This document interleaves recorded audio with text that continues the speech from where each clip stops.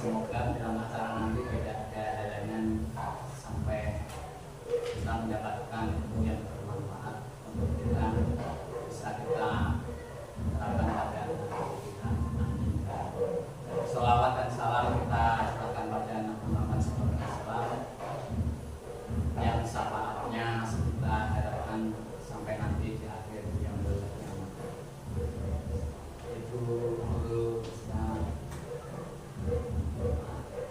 kepala sekolah sampai guru yang saya hormati, untuk acara dimulai sebelumnya mari kita membaca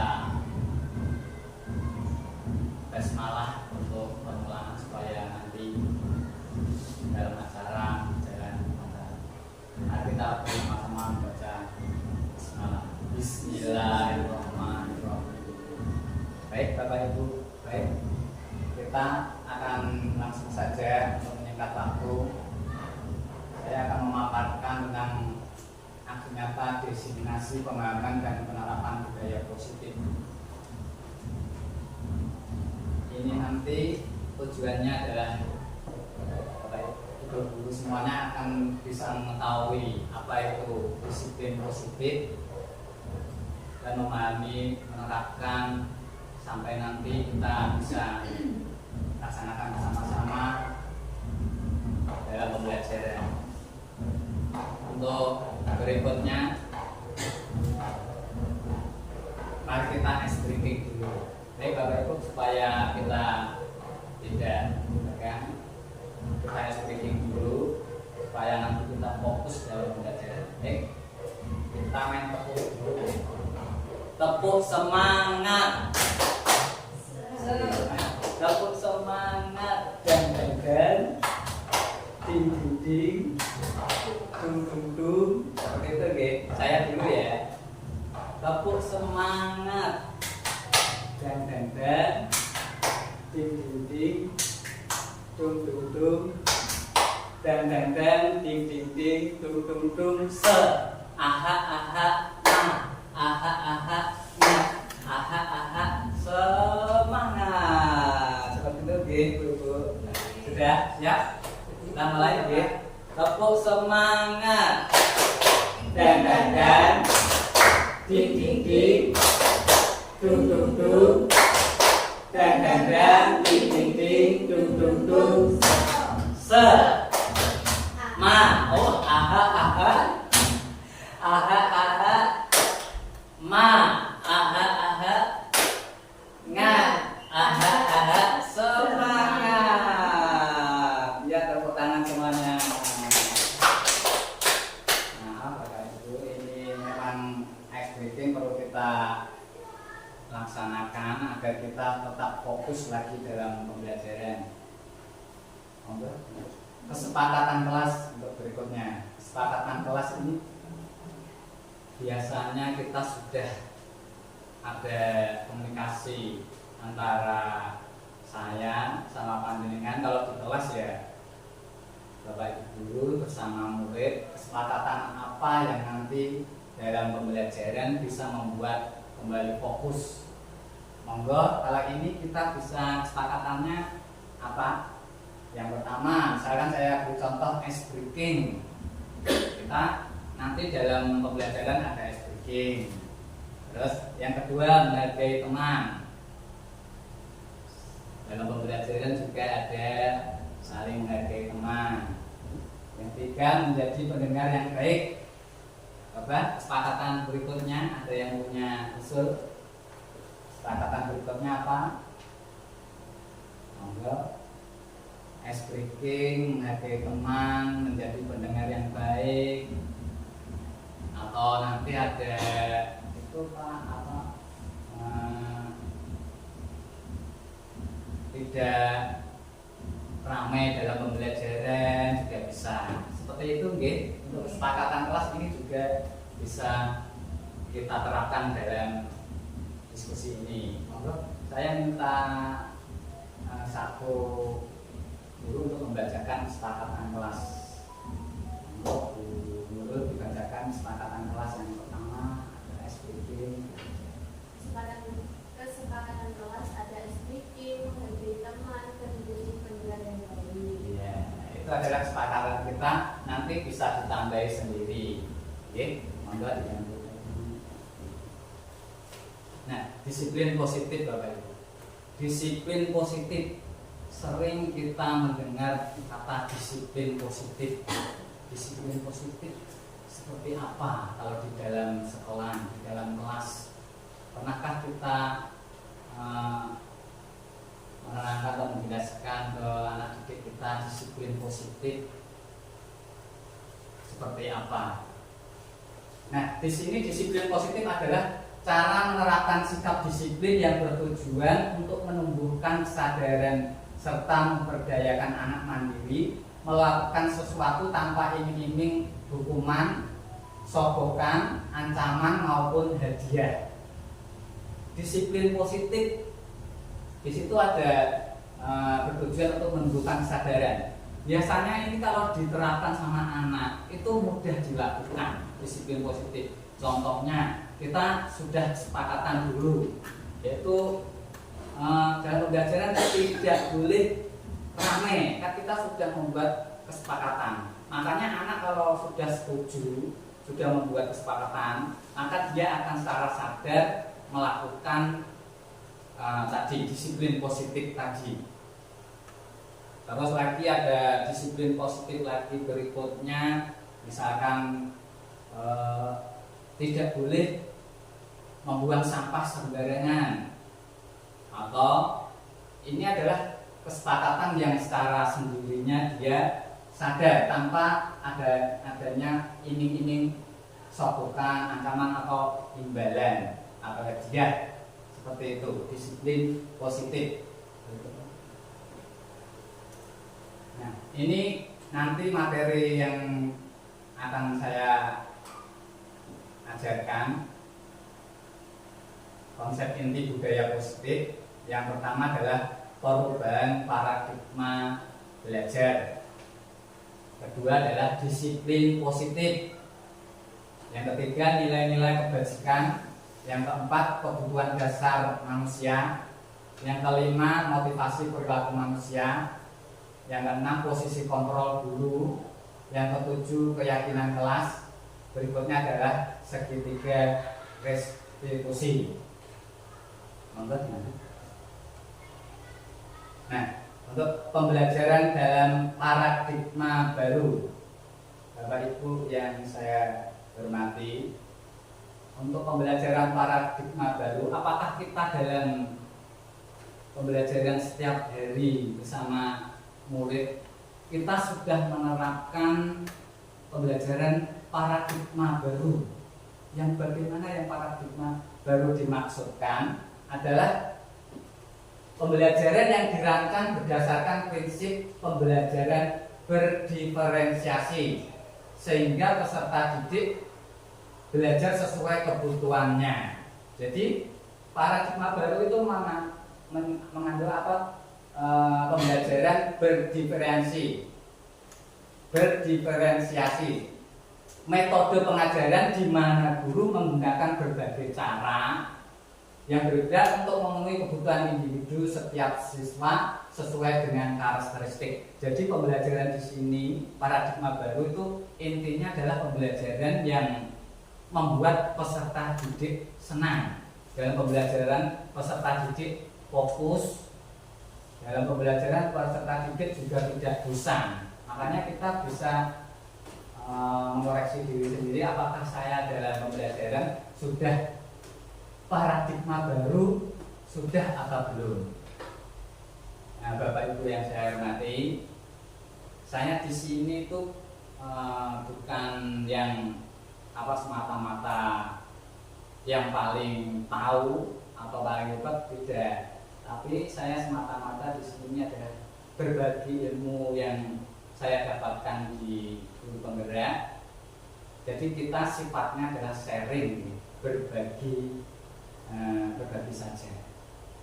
Monggo dilanjut. Nah, miskonsepsi tentang teori kontrol ada 4 macam atau ada 4 hal. Yang pertama adalah ilusi guru mengontrol murid. Nanti kita juga bisa membaca apakah saya dalam pembelajaran itu masuk yang mana? Apakah ilusi guru mengontrol murid? Ataukah yang ilusi bahwa semua kritik dan saran membuat peserta merasa bersalah, mampu menguatkan karakter? Apakah yang ilusi bahwa semua penguatan positif, efektif, dan bermanfaat?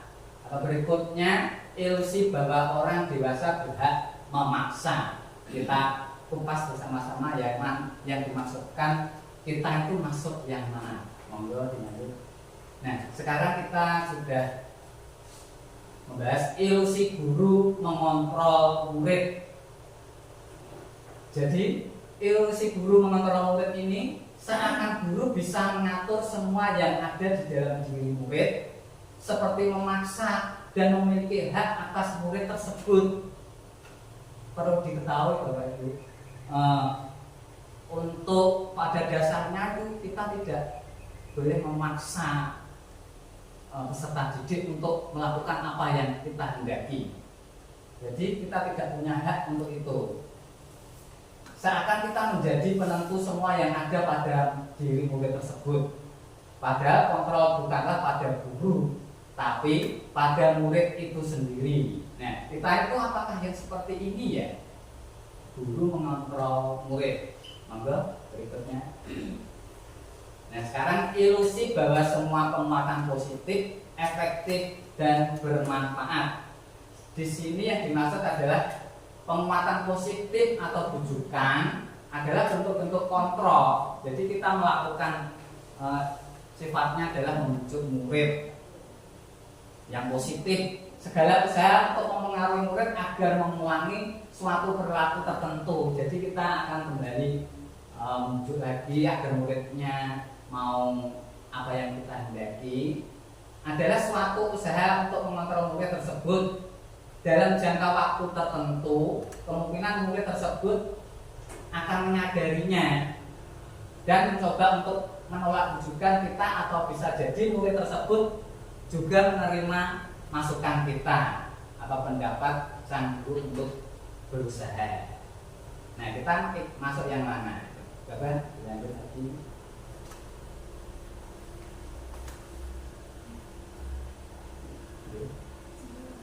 Yang ketiga,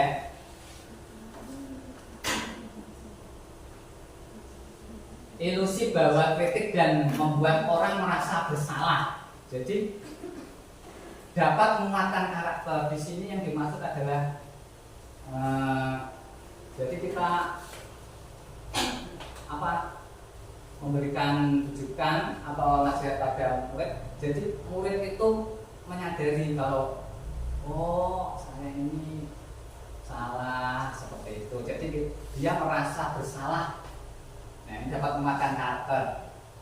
Menggunakan kritik dan rasa bersalah untuk mengontrol murid menuju pada identitas gagal. Mereka belajar untuk merasa buruk tentang diri mereka. Mereka mengembangkan dialog diri yang negatif. Kadang-kala sulit bagi guru untuk mengidentifikasi bahwa mereka sedang melakukan perilaku ini.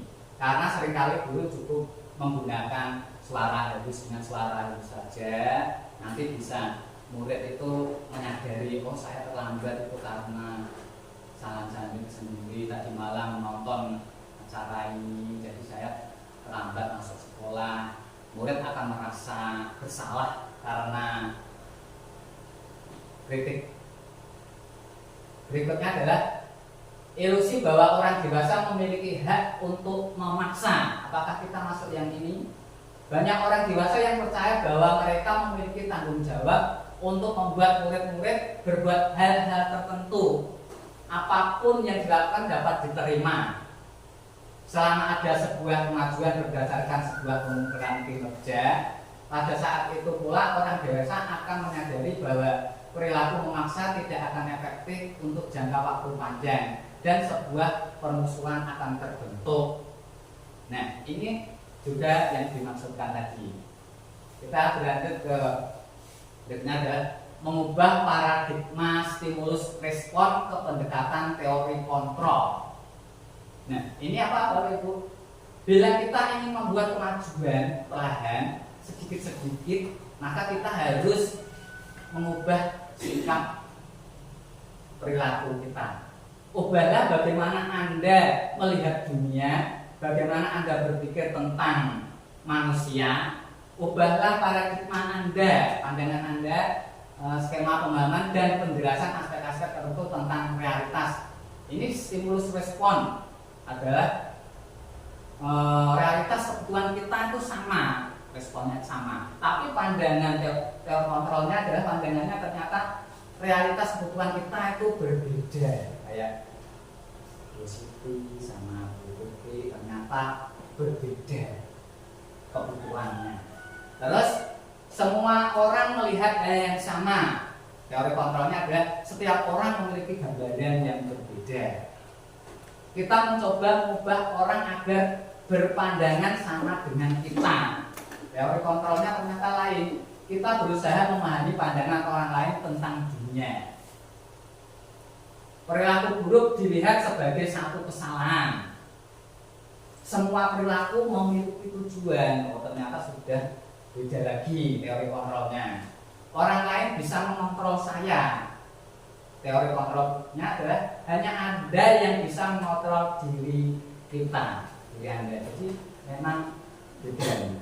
Saya bisa mengontrol orang lain, Anda tidak bisa mengontrol orang lain. Teori kontrolnya. Stimulus respon berikutnya adalah pemaksaan ada pada saat bujukan. Ya.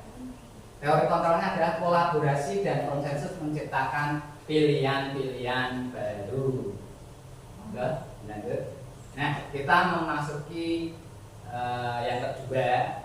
Tadi kan paradigma baru. Sekarang yang kedua kita membahas tentang disiplin positif lagi. Tadi sudah dibahaskan. Coba Pak, saya ingin tanya sedikit saja, apa pendapat panjenengan tentang disiplin positif? Bisa beda-beda, disiplin positif bisa apa menurut panjenengan? Ternyata di sini adalah disiplin positif adalah cara menerapkan sikap disiplin yang bertujuan untuk menumbuhkan kesadaran serta memberdayakan anak mandiri melakukan sesuatu tanpa iming-iming hukuman. Tadi sudah. Nah, sekarang tujuannya sebagai pendidik menciptakan anak-anak yang memiliki disiplin diri sehingga mereka bisa berperilaku dengan mengacu pada nilai-nilai kebajikan universal dan memiliki motivasi intrinsik dan bukan ekstrinsik. Kita nanti masuk yang mana? Motivasi intrinsik apa yang ekstrinsik? Nah, monggo dilanjut.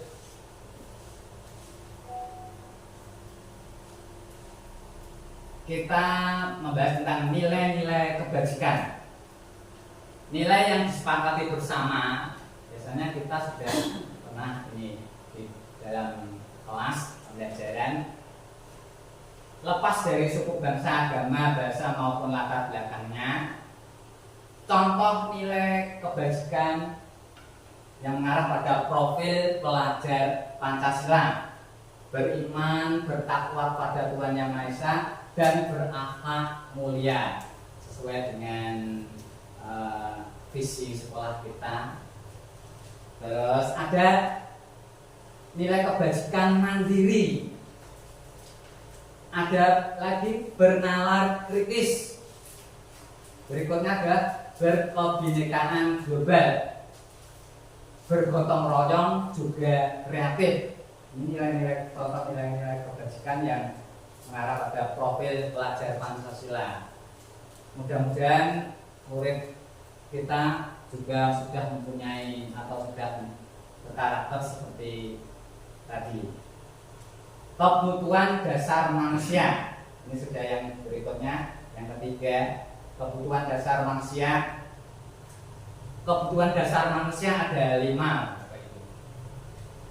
Yang dimaksud di sini adalah kebutuhan dasar manusia adalah segala sesuatu yang kita lakukan untuk mendapatkan apa yang kita inginkan. Biasanya kebutuhan dasar pokok. Yang pertama, contohnya yaitu bertahan hidup. Kedua, kasih sayang dan rasa diterima. penguasaan kebutuhan dasar masuk yang ketiga. Yang keempat adalah kebebasan. Kebutuhan pokok berikutnya adalah kesenangan. Mari dilanjut untuk kebutuhan dasar. Yang pertama adalah bertahan hidup. Kita untuk yang pertama ini sangat kita butuhkan, karena ini memang kebutuhan yang kalau kita tinggalkan tidak bisa. Yaitu kita ternyata membutuhkan makanan, air, tempat tinggal, pakaian, dan keamanan. Jadi ini juga sangat penting untuk kita penuhi. Kebutuhan dasar yang kedua, monggo, yaitu kasih sayang dan rasa diterima. Ini juga penting dalam kita di dalam kelas, yaitu kita harus bersikap memberikan kasih sayang terhadap murid kita semuanya. Jadi tidak hanya yang pandai, tetapi juga yang kurang. Bahkan tidak hanya di kelas kita harus memberikan juga di lain kelas, atau kita memberikan kasih sayang itu di semua warga kelas, warga sekolah. Kalau di rumah ya sama, di keluarga kita. Ini masuk kebutuhan pokok, kebutuhan dasar manusia, yaitu kebutuhan kasih sayang dan rasa diterima, love and belonging. Kebutuhan ini meliputi kebutuhan akan rasa cinta, kasih sayang, penerimaan, dan hubungan sosial. Jadi merasa diterima sama orang lain, merasa terbuka. Jadi kita tidak menutup untuk anak ini saja, orang ini saja, tapi kita harus menerima semua orang. Monggo berikutnya, yaitu kebutuhan dasar manusia yang ketiga adalah penguasaan. Ini juga masuk kebutuhan dasar manusia, yaitu kebutuhan penguasaan atau power. Kebutuhan ini meliputi kebutuhan akan rasa berdaya, mampu, dan berpengaruh. Penguasaan ini penting sekali. Jadi kita harus memenuhinya, karena kita merasa berdaya, mampu, dan berpengaruh. Jadi kita bisa menerapkan disiplin-disiplin bersama dengan yang lain. Monggo dilanjut. Kebutuhan dasar manusia yang keempat adalah kebebasan. Kebebasan ini juga sangat penting. Kita merasa atau semuanya merasa bebas. Ini kebutuhan yang sangat penting juga, yaitu freedom sifatnya. Kebutuhan ini meliputi kebutuhan otonomi, pilihan, dan kontrol atas kehidupan sendiri. Bebas, saya mau berangkat atau pulang, bebas. Misalkan mau pergi ke tempat, itu bebas. Ini adalah kebutuhan dasar yang keempat. Monggo bisa dilanjut. Nah, yang kelima, kesenangan. Ini biasanya juga sering kita memenuhinya, karena penting. Ini kebutuhan kesenangan, fun atau sangat senang. Kebutuhan ini meliputi kebutuhan akan pengalaman yang menyenangkan dan memuaskan. Bisa kita berekreasi ke suatu tempat, bisa kita kemana bersama keluarga, juga masuk dalam kebutuhan dasar manusia yang masuk nomor 5. Monggo bisa dilanjut. Nah, kita masuk ke motivasi perilaku manusia. Tadi kita bahas tadi masuk yang motivasi ekstrinsik, apa yang intrinsik. Motivasi ekstrinsik adalah untuk menghindari ketidaknyamanan untuk mendapatkan imbalan penghargaan orang lain. Misalkan saya mau pergi ke sekolah supaya maksudnya berangkat pagi atau berangkat tepat waktu supaya nanti mendapat penghargaan sama bapak ibu guru lain atau sama atasan kita. Ini adalah keputusan motivasi ekstrinsik, karena ingin mendapat imbalan atau penghargaan. Jadi berangkat pagi karena ini. Nah, kita masuk yang mana? Apakah yang intrinsik, yaitu untuk menjadi orang yang mereka inginkan dan menghargai diri sendiri, dengan nilai-nilai yang mereka percaya. Jadi kita itu berangkat memang kesadaran diri saya sendiri, tidak butuh akan penghargaan atau pujian atau hadiah seperti itu. Ini adalah motivasi intrinsik. Monggo saya lanjut. Nah, ini motivasi intrinsik. Di sini orang berperilaku untuk mendapatkan imbalan. Tadi sudah saya jelaskan, atau penghargaan dari orang lain. Orang dengan motivasi ini akan bertanya, apa yang akan saya dapatkan apabila saya melakukannya? Nah, ini motivasi ekstrinsik. Jadi melakukan hal karena ada sesuatu yang diinginkan. Mereka melakukan sebuah tindakan untuk mendapatkan pujian dari orang lain yang menurut mereka penting dan mereka letakkan dalam dunia berkualitas. Kualitas mereka. Mereka juga melakukan sesuatu untuk mendapatkan hadiah, pengakuan atau imbalan. Motivasi ini juga bersifat eksternal. Nah, kita masuk yang mana tadi? Intrinsik atau ekstrinsik? Kita bisa menelaah diri kita sendiri. Oh, aku berangkat sekolah melakukan tugas itu karena ini, atau karena keinginan saya sendiri. Oh, saya masuk dalam motivasi ini. Dan kita bisa pelajari juga. Monggo berikutnya. Nah, di sini sudah kita melangsungkan tentang hukuman, konsekuensi atau restitusi. Nanti kita bisa membedakan atau membandingkan kita itu pendidik sebagai pendidik itu kalau sama anak menerapkan pembelajaran, menghukum anak, apakah ini karena konsekuensi atau restitusi, masuk dalam yang mana, apa yang dimaksud dengan hukuman. Nanti kita akan bisa mengetahui dari materi ini. Lanjut, monggo. Nah, hukuman, yang dimaksud hukuman ini adalah suatu tindakan yang diberikan kepada seseorang. Jadi kita menghukum pada seseorang itu atas pelanggaran yang dilakukan. Jadi kalau anak ya pelanggaran misalkan melakukan kesalahan. Intinya, pendekatan hukuman berfokus pada sanksi negatif yang dapat menyakiti murid. Misalkan lupa membawa buku, tapi hukumannya adalah disuruh berjalan terus disoraki teman-teman yang lain. Jadi ini sifatnya adalah sanksi negatif hukuman. Bahkan dapat membuatnya trauma atau cedera. Contohnya hukuman fisik. Jadi kita trauma. Siapa yang pernah mengalami seperti ini akan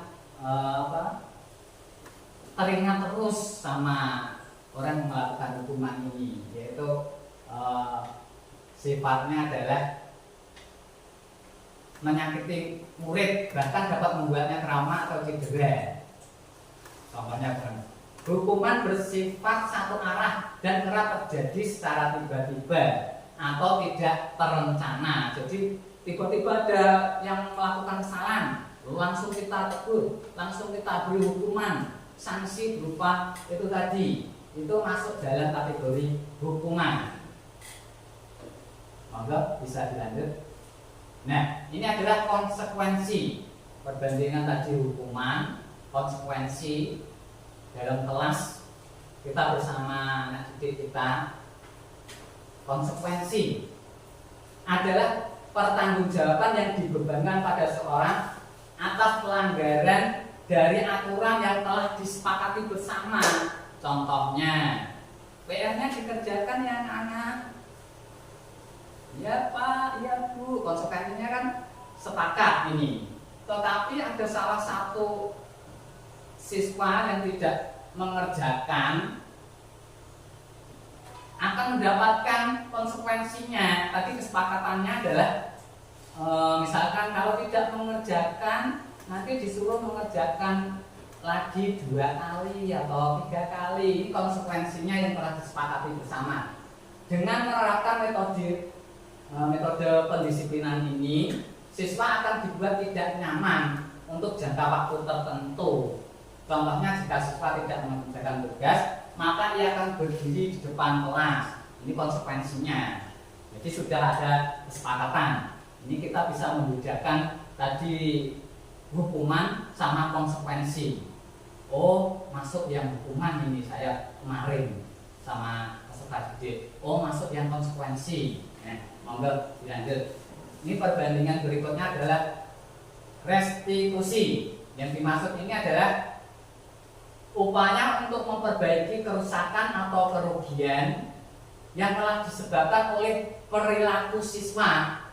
Restitusi berfokus pada pemulihan dan tanggung jawab serta mendorong siswa untuk memperbaiki situasi. Jadi ini sudah ada kolaborasi antara guru sama peserta didik. Sudah ada pertemuan, oh ternyata seperti ini. Bagaimana nanti murid kita bisa menyadari, tidak melakukan lagi terlambat masuk sekolah. Jadi ini masuk ke restitusi. Murid bisa menyadari atau bisa mempunyai tanggung jawab sehingga murid memperbaiki atau tidak mengulangi lagi masalahnya tadi. Contohnya, jika seorang siswa merusak properti sekolah, misalkan memecahkan, menyobek atau mencoret-coret, restitusi bisa berupa tindakan memperbaiki atau mengganti barang yang rusak. Berarti ini kan tentunya ada pemanggilan murid serta didik, ditanya tadi mengapa kok bisa seperti ini. Nah, ditanya seperti itu. Ini masuk yang restitusi.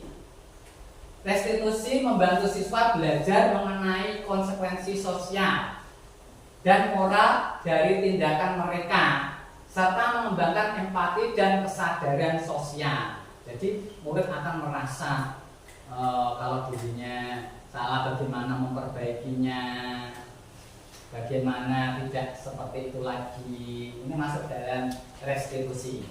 Nah, monggo bisa dilanjut. Kita sudah masuk pada 5 posisi kontrol guru. Ada penghukum. Nanti kita masuk yang mana? Aku ini guru atau pendidik yang penghukum, atau pembuat rasa bersalah, atau sebagai pemantau, atau sebagai teman, atau sebagai manajer. Kita bahas satu persatu.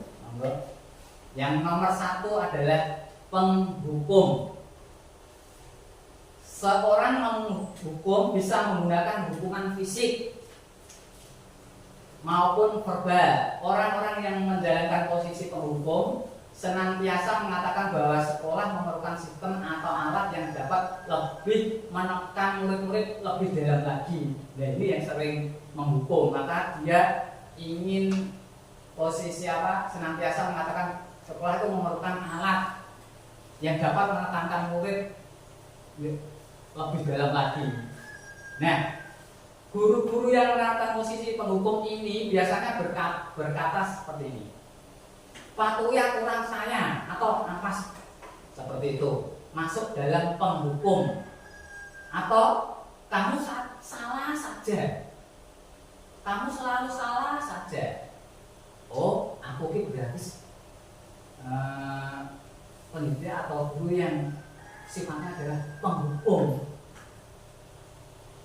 Berikutnya yaitu kamu pasti selalu yang terakhir selesai. Kamu selalu gara-gara selalu terakhir. Kalau mengerjakan selalu terakhir, mesti lambat. Guru seperti ini senantiasa percaya hanya ada satu cara agar pembelajaran bisa berhasil, yaitu cara pendidiknya tadi. Oh, tak hukum lagi aja, penghukum. Ini masuk dalam posisi kontrol yang penghukum. Apakah kita masuk yang penghukum? Nanti kita masuk yang mana? Coba berikutnya. Pembuat merasa bersalah. Yang ini jangan salah persepsi. Pembuat merasa bersalah yaitu ternyata yang merasa bersalah itu murid kita. Setelah kita memberikan ucapan atau perkataan halus, murid kita atau peserta didik itu menyadarinya atau mereka merasa bersalah muncul sendiri. Oh, tadi saya tidak mengerjakan PR itu karena ini kan aku salah, aku maaf. Nah, pada posisi ini biasanya guru akan bersuara lebih lembut. Nah, siapa yang kalau mengajar suaranya biasanya lembut? Ini sangat penting sekali ini untuk menyikapi biar anak tahu sendiri, menyadari diri sendiri. Pembuat rasa bersalah akan menggunakan keheningan yang membuat orang lain merasa tidak nyaman atau bersalah atau rendah diri. Contohnya, kata-kata yang keluar dengan lembut seperti, "Ibu sangat kecewa sekali dengan kamu. Berapa kali Bapak harus memberitahu kamu ya?" Nah, lembut. Gimana coba kalau orang tua kamu tahu kamu berbuat begini? Jadi tidak ada penekanan, jadi lembut. Makanya peserta didik akan berpikir kalau dia dikasari, maka peserta didik juga akan bingung atau nanti malah jadi stres atau tidak yang kita inginkan. Di posisi ini murid akan memiliki penilaian diri yang buruk tentang diri mereka. Jadi mereka itu malah kelihatannya kok salah sendiri, atau murid akan jadi aku kok dinilai buruk. Murid merasa tidak berharga, jadi jatuh down dan telah mengecewakan orang-orang yang disayangnya, termasuk orang yang disayangnya adalah guru-guru atau bapak ibu guru semua atau teman-temannya. Monggo dilanjut. Teman, apakah kita masuk dalam posisi kontrol guru sebagai teman? Sebagai teman yang dimaksud di sini adalah guru pada posisi ini tidak akan menyakiti murid karena ini posisinya teman, namun akan tetap berupaya mengontrol murid melalui persuasi, pendekatan, melalui komunikasi. Posisi teman pada guru bisa negatif atau positif, jadi bisa positif atau negatif.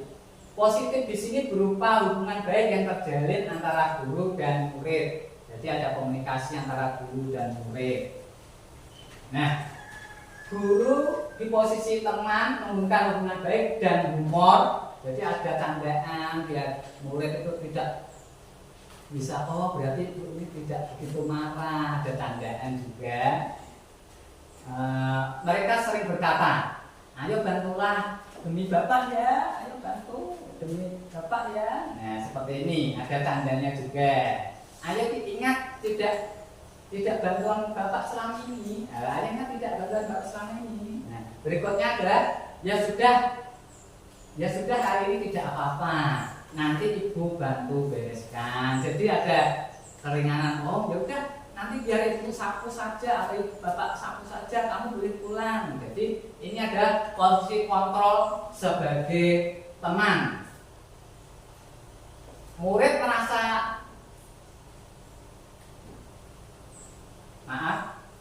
hal negatif dari posisi teman adalah bila suatu saat guru tersebut tidak membantu, maka murid akan kecewa dan berkata, saya pikir bapak ibu teman saya. Jadi dia pikir itu teman, ternyata bapak ibu guru marah atau bagaimana masuk. Nah, ini berarti tidak masuk dalam posisi kontrol sebagai teman. Monggo bisa dilanjut. Posisi berikutnya adalah posisi nomor 4, yaitu sebagai pemantau. Apakah kita masuk sebagai pendidik yang pemantau? Yang dimasukkan ini adalah memantau berarti mengawasi. Pada saat kita mengawasi, kita bertanggung jawab atas perilaku orang-orang yang kita awasi. Jadi sama kita memantau, melihat sama peserta didik atau murid kita bertanggung jawab, kita memantau soalnya. Posisi pemantau berdasarkan pada peraturan dan konsekuensi. Dengan menggunakan sanksi atau konsekuensi, kita dapat memisahkan hubungan pribadi kita dengan murid. Sebagai seorang yang menjalankan posisi pemantau, pertanyaan yang diajukan pemantau biasanya seperti ini. Peraturannya apa? Peraturannya apa loh? Kamu kok kan sudah ada kesepakatan kelas. Kok bisa seperti itu? Bagaimana kita memantau dia? Apa yang telah kamu lakukan?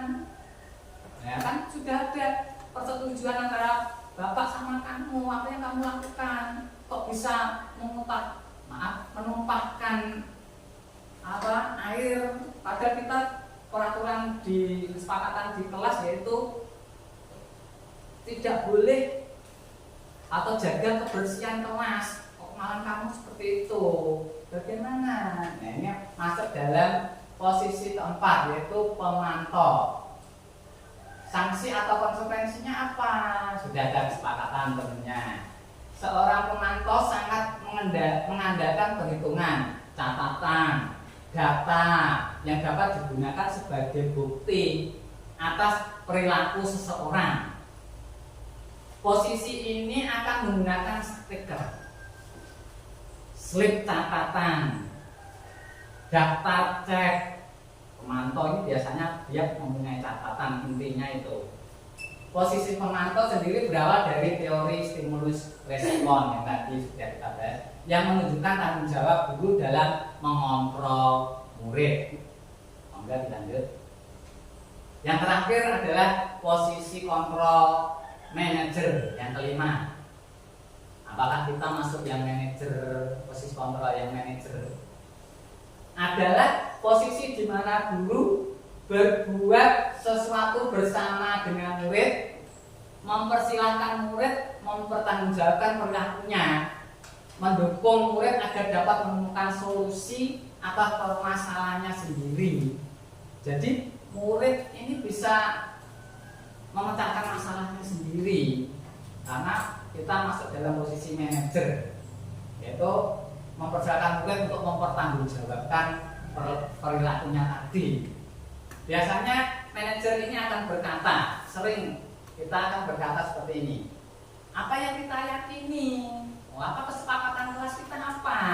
Kan kita sudah ada persetujuan seperti itu. Kembali ke keyakinan kelas. Apakah kamu meyakininya? Apakah kamu itu setuju tadi? Nah, seperti itu. Ini adalah posisi manajer. Karena kita sering berkata seperti ini. Jika kamu meyakininya, apakah kamu bersedia memperbaikinya? Nah, jika kamu memperbaiki ini, hal ini menunjukkan apa tentang dirimu? Apa rencana kamu untuk memperbaiki hal ini? Nah, seperti itu. Tugas seorang manajer bukan untuk mengatur perilaku seseorang. Kita membimbing murid untuk dapat mengatur dirinya.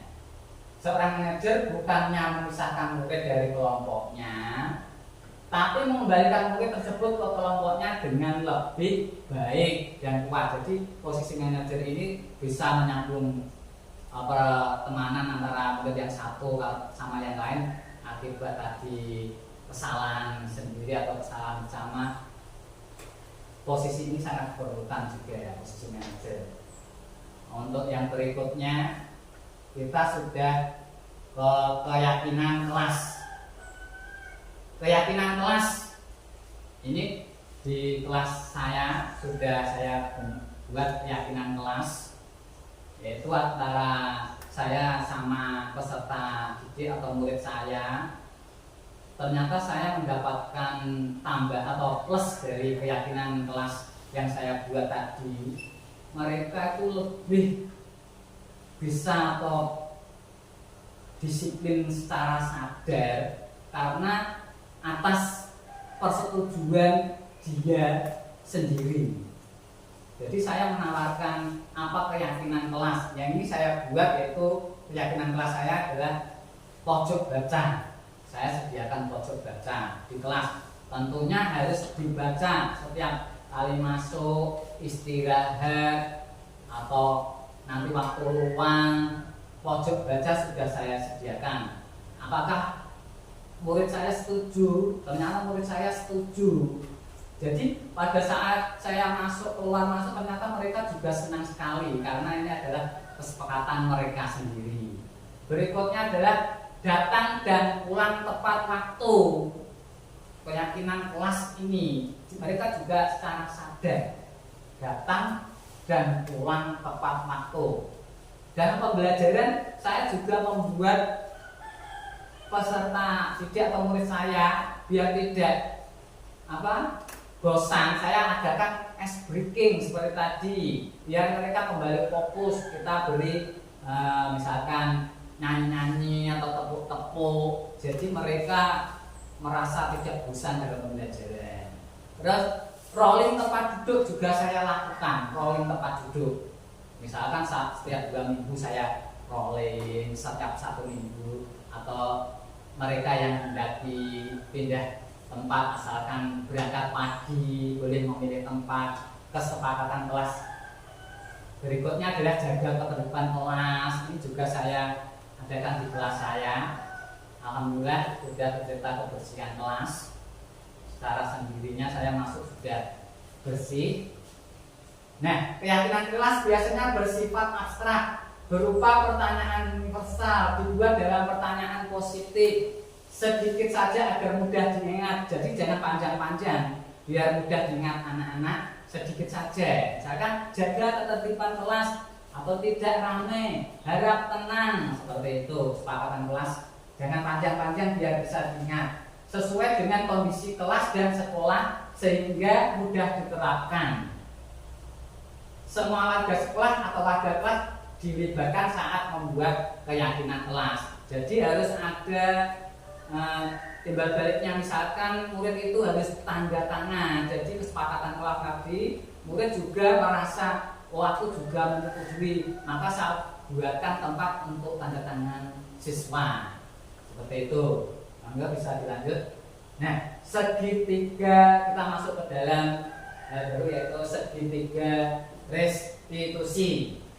Ini juga sangat bagus atau penting untuk menyikapi kita dalam masalah-masalah setiap hari. Segitiga restitusi adalah suatu proses dialog, berarti komunikasi yang dijalankan oleh guru agar dapat menghasilkan murid yang mandiri dan bertanggung jawab. Jadi dialog ini tentunya karena murid tadi tidak bertanggung jawab, jadi kita melakukan komunikasi dialog, kita panggil, tentunya kita nasihati atau kita bicarakan. Ada 3 tahap segitiga restitusi. Yang pertama adalah menstabilkan identitas. Yang kedua adalah validasi tindakan yang salah. Yang kedua tadi. Yang ketiga adalah menanyakan keyakinan. Ini adalah segitiga restitusi. Monggo bisa dilanjut. Tahapan segitiga restitusi, menstabilkan identitas. Ini yang dimaksud adalah jika anak berbuat salah, maka ada kebutuhan dasar mereka yang tidak terpenuhi. Jadi mereka melakukan salah karena mereka ada sesuatu yang tidak terpenuhi. Apa itu? Nanti kita bahas. Misalkan kok tadi marah-marah, kenapa? Ternyata diajak temannya sering terlambat. Nah, ini bagian dasar segitiga restitusi memiliki tujuan untuk merubah orang yang gagal yang tadi karena telah berbuat kesalahan menjadi orang yang sukses. Jadi gagal tadi, setelah itu tentunya akan lebih baik lagi atau menjadi orang yang sukses. Kita harus mampu meyakinkan mereka dengan mengatakan kalimat seperti ini. Tidak ada manusia yang sempurna. Kamu jangan putus asa. Itu adalah masuk menstabilkan identitas. Saya juga pernah melakukan itu. Bapak juga dulu kepleset pernah memecahkan itu piring. Maka ini juga masuk kata-kata menstabilkan identitas. walaupun tadi anaknya salah, tapi ada kata-kata anak tadi gagal, tapi setelah itu ada tanggung jawab terus menjadi orang yang benar, menjadi orang sukses. Ketika seorang dalam kondisi emosional, maka otak tidak akan mampu berpikir rasional. Jadi kalau ada yang salah itu karena banyak pikiran, anak itu karena belum sarapan, atau uangnya hilang, atau tadi belum mengerjakan PR dan sebagainya. Saat inilah kita menstabilkan identitas anak. Anak kita bantu untuk tenang dan mencari solusi untuk menyelesaikan permasalahan. Nah, ini dari yang gagal menjadi yang sukses, yaitu menstabilkan identitas. Segitiga restitusi yang pertama. Monggo dilanjut. Yang berikutnya adalah validasi tindakan yang salah.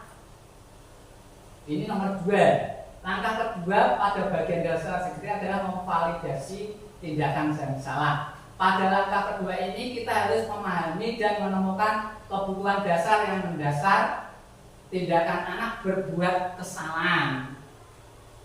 Menurut teori kontrol, semua tindakan manusia baik atau buruk pasti memiliki maksud atau tujuan tertentu. Jadi mereka berbuat salah mungkin karena ingin ini, karena belum tahu ini, karena ada tujuan tertentu. Ketika kita menolak anak yang berbuat salah, dia akan tetap dalam masalah. Jadi kita stop no way. Maka anak itu tidak akan terpecahkan. Dia akan tetap berbuat salah terus karena kita menolak anak tadi yang berbuat salah tadi. Dia akan tetap dalam masalah. Yang perlu diperlakukan adalah kita memahami alasan melakukan hal tersebut sehingga anak merasa dipahami. Jadi kita tanya, ada komunikasi, ada kolaborasi. Misalkan tadi marah-marah kenapa?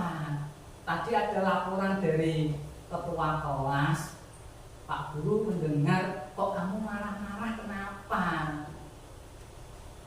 Ternyata setelah ada dialog, mereka paham mereka merasa oh Pak Guru itu memahami saya, mendengarkan saya. Ini masuk validasi. Jadi kita membenarkan atau validasi tindakan yang salah. Kita ada di dalam situ. Penting sekali ini. Nanti ya Pak Guru marah, terus kita bisa menerangkan, saya tadi marah karena dipanggil dengan nama samaran Pak. Nama saya misalkan ini, dipanggilnya ini Pak. Saya malu gitu kan, maka saya marah-marah, saya sobek bukunya. Tadi saya marah sekali Pak. Ini masuk tindakan. Oh, jadi ini toh permasalahannya. Nah, mereka merasa dipahami, merasa punya arti itu. Monggo, lanjut untuk yang ketiga. Ini yang terakhir yaitu tahapan segitiga restitusi, yaitu menanyakan keyakinan. Langkah 3 pada bagian dasar segitiga adalah menanyakan keyakinan. Teori kontrol menyatakan bahwa kita pada dasarnya termotivasi secara internal. Ketika langkah 1 dan langkah 2 sukses dilakukan, kita sudah melakukan pendekatan tadi. Langkah pertama dan kedua sukses, maka kita tinggal 1 langkah ini, yaitu menanyakan keyakinan. Maka anak akan siap untuk dihubungkan dengan nilai-nilai yang dia percaya dan berpindah menjadi orang yang dia inginkan. Jadi dia sadar akan seperti ini tindakanku setelah dipanggil dengan nama samaran tadi. Saya akan menahan emosi saya akan lebih sabar lagi. Saya tidak akan menyobek buku teman saya karena mereka sudah percaya kalau tadi itu salah. Nah, ini adalah posisi yang ketiga. Ketika mereka sudah menemukan gambaran masa depannya, guru dapat membantu mereka untuk tetap fokus pada gambarannya. Jadi kita tetap mengarahkan atau menuntun yang positif agar besoknya tidak terulang lagi. Tiap dipanggil nama samaran marah. Mereka sudah tahu cara menyelesaikan masalahnya itu sendiri. Nah, berikutnya adalah melalui segitiga restitusi kita dapat mewujudkan mereka menjadi murid yang merdeka. Mereka mampu menyelesaikan masalah dengan motivasi internal dan bertanggung jawab terhadap pilihannya. Nah, sampai di sini Ibu guru semuanya, untuk aksi nyata disiplin positif ilmu yang saya dapat dari guru pendidikan guru penggerak, semoga bermanfaat bagi kita semua dan anak didik kita. Saya ulang lagi, saya berada di sini bukan merasa yang paling tahu atau paling hebat, atau bagaimana. Saya di sini hanya sekedar berbagi saja, sharing kepada Bapak Ibu guru terhadap ilmu yang saya dapatkan. Semoga kedepannya kita bisa memperbaiki atau mempelajari tentang disiplin positif dan bermanfaat untuk atau diterapkan untuk anak didik kita. Demikian Bapak Ibu guru, akhir kata, wassalamualaikum warahmatullahi wabarakatuh. Dan sambung.